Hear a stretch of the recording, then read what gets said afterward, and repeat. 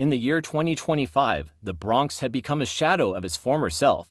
The streets were filled with crumbling buildings, graffiti-covered walls, and a constant sense of danger. Law and order were relics of the past, replaced by chaos and anarchy. Amid this turmoil lived Marcus Reyes, a 32-year-old man who had grown up in these harsh streets and learned to navigate their dangers with a keen mind and sharp instincts. Marcus had always been good at reading people, a skill that kept him alive in the lawless Bronx. He could predict what others would do next, a talent that proved invaluable in a place where trust was scarce. This talent was about to be put to the test in ways he never imagined. One evening, in a rundown apartment complex, Marcus's best friend, Tony, came to him with a disturbing story. Tony had noticed strange patterns in people's behavior. After seeing certain posters or hearing specific phrases, they would act in unusual ways, aggressive, fearful, or even oddly cooperative.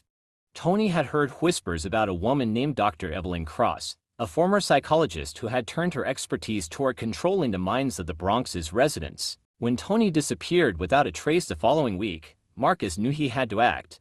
Equipped with his street smarts and an iron will, Marcus began to unravel the mystery.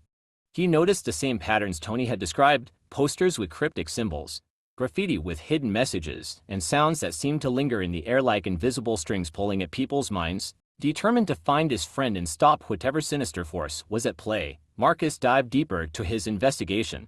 He talked to neighbors, observed the strange behaviors, and pieced together the clues Tony had left behind.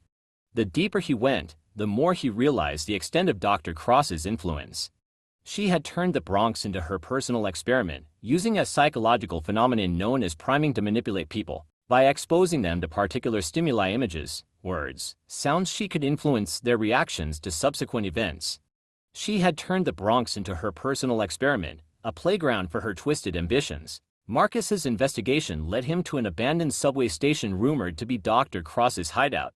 The deeper he went, the more intense the stimuli became. Posters with eyes that seemed to follow him, whispers of words like submit and obey echoing in the tunnels. He felt the pull of Dr. Cross's priming but fought against it with every step. In the heart of the underground lair, Marcus found Dr. Cross surrounded by monitors displaying scenes from all over the Bronx. She smiled as he entered, her eyes gleaming with a mixture of madness and brilliance. "Welcome, Marcus. I've been expecting you," she said, her voice dripping with false warmth. "You've done well to get this far." "Where's Tony?" Marcus demanded, keeping his focus sharp. "Tony? Oh, he was a useful subject, but I had to let him go," she replied, a cold smirk on her lips. "He couldn't handle the priming." Marcus felt a surge of anger but kept his mind clear.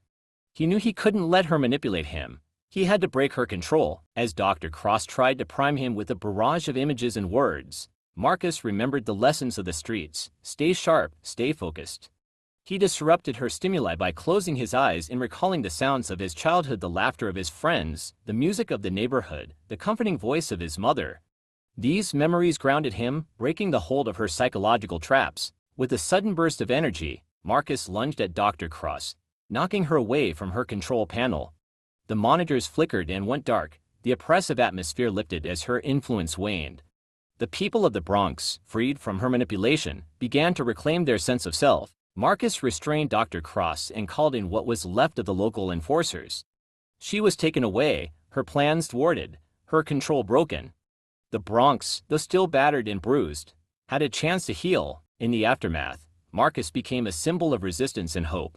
He continued to use his skills to help his community, knowing that while the battle against chaos was far from over, the power of the human mind and spirit could overcome even the darkest manipulations. Marcus knew that his fight wasn't just against people like Dr. Cross, but against the very despair that had taken hold of his home.